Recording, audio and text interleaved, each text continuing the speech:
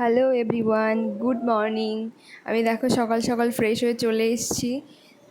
এবার আমি যাব রান্না বান্নার দিকে। তো চলো, দেখো আমি ভাত বসিয়ে দিয়েছি আর এইদিকে হবে আজ লাউ চিংড়ি। চিংড়ি মাছগুলো ভেজে নিয়েছি, খুবই অল্প, নর্মাল সিম্পলভাবে রান্না করছি। জিরে ফোড়ন দিয়েছি আর লাউটাকে এর মধ্যে দিয়ে দিলাম কাঁচা লঙ্কা দিয়ে। ওইতে আর কিছুই দেবো না, জাস্ট একটু জিরে বাটা দেবো আর চিংড়ি মাছটা দিয়ে মানে একটু পরেই নামিয়ে নেবো আর কি। এখন একটু নুন হলুদ দিয়ে দিলাম। তো নুন হলুদটা ভালোভাবে মিশিয়ে নিয়ে এটাকে আমি ঢাকা চাপা দিয়ে রাখবো। লাউ যতটা জল আছে নিজের জলেই সেদ্ধ হয়ে যাবে। দেন আমি চিংড়ি মাছ আর জিরে বাটাটা অ্যাড করে দেবো। তো এটাকে ভালো রকম মিশিয়ে নিয়ে ঢাকা চাপা দিয়ে দেবো। দেখো নুন হলুদ ভালোভাবে মিশে গেছে, গিয়ে জলটা বেরিয়ে গেছে। আমি চিংড়ি মাছ আর জিরে বাটাটা অ্যাড করে দিয়েছি। এখানে আমার মা খাবে, মানে আমার মেয়ে, তো ওর জন্য জল গরম করছিলাম।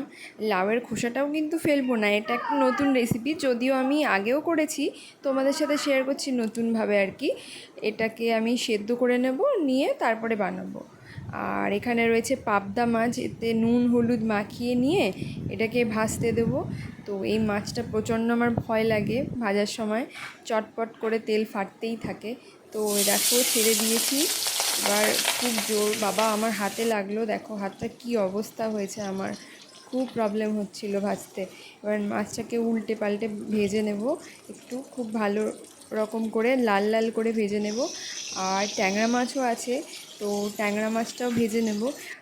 ট্যাংরা মাছ আর পাবদা মাছ দুটোকে একসাথে দিয়ে, যেহেতু দুবেলায় রান্না হবে, তো একসাথে দিয়ে আমি তরকারি রান্না করব। আর এখানে দেখো যেই লাউয়ের খোসাটা আমি ভাপিয়ে রেখেছিলাম, তার জন্য এতে চিংড়ি মাছ দিলাম, ওটাকে বাটবো শিল নোড়াতে, মানে জাস্ট ওয়াও লাগে, ওয়াও। শিল নোড়াতে বাটবো, এতে দেবো সামান্য কালো জিরে, কাঁচা লঙ্কা আর লাউয়ের খোসা দিয়ে ভালো রকমভাবে ভেজে নিয়ে শিলে একটু বেটে নেব, বাস। তারপরে রেডি হয়ে যাবে। একটু কাঁচা সর্ষের তেল ছড়িয়ে দেবো তার উপরে। তো আমার দু রকম মাছ ভাজা ডান, ট্যাংরা মাছ আর পাবদা মাছ। তো আমি মাছের ঝোলটা বসিয়ে দেবো। আমি ঠিকঠাক করে ভিডিওটা করতে পারিনি, খুবই ব্যস্ততার মধ্যে করেছিলাম, অনেক দুপুর হয়ে গেছিলো, তো ওই জন্য রান্নাটা খুব ঝটপটভাবে করেছি। আর এখানে আমার মেয়ের জন্য আলাদা করে মাছের ঝোল বানাবো, সব রকম সবজি একসাথে দিয়ে। এখানে দেখো মাছের ঝোল ফুটে গেছে, তো এর মধ্যে মাছটা অ্যাড করে দেব, দিয়ে জিরে বাটা দেবো, দিয়ে নামিয়ে দেবো। এই মাছের রেসিপি অন্য কখনো তোমাদের সাথে শেয়ার করবো। আর সেই লাউয়ের খোসা বাটা, সেটাকে আমি এখন বানিয়ে নেব। এইদিকে দেখো মেয়ের জন্য তরকারিটা বানাচ্ছি আমি। তো এই যে আমার মাছের তরকারি এবার নামানোর মতো হয়ে এসছে।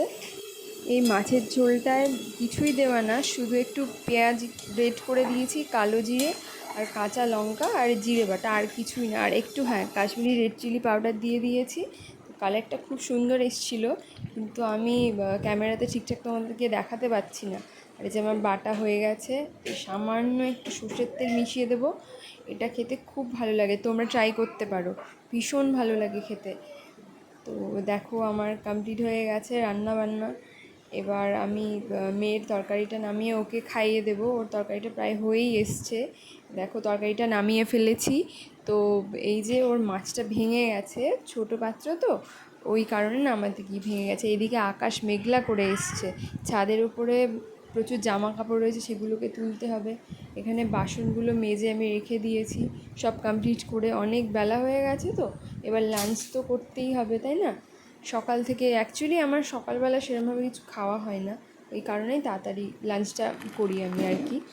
তো এখানে দেখো একটা কুপন ছিল, তো সেই কুপনটাতে কিছুটা অফ ছিল, তার কারণে ভাবলাম কি মাটন কষা অর্ডার করা যাক। তো তোমাদের দাদাভাই মাটন কষাটা অর্ডার করেছে, তো মোটামুটি ভালো এসেছিলো। আমি ভয়েস ওভারটা পরে দিচ্ছি, ওই জন্যই বলতে পারছি, মোটামুটি ভালো এসেছিলো। সেই সময় একটু আমি খেয়ে দেখেছিলাম, মানে খুব ভালো নয়, মোটামুটি চলে যাবে। তো রেস্টুরেন্টের নামটা আমি আর করলাম না, যেহেতু অফারে পেয়েছিলাম, তো এর থেকে ভালো এক্সপেক্টও আমি করিনি। এই দেখো আমার রান্না বান্না সব কমপ্লিট হয়ে গেছে, স্যালাড আছে, শসা আর হচ্ছে লেবু, আর এইদিকে সমস্ত রান্না বান্না। তো চলো লাঞ্চ করে নিই আমি।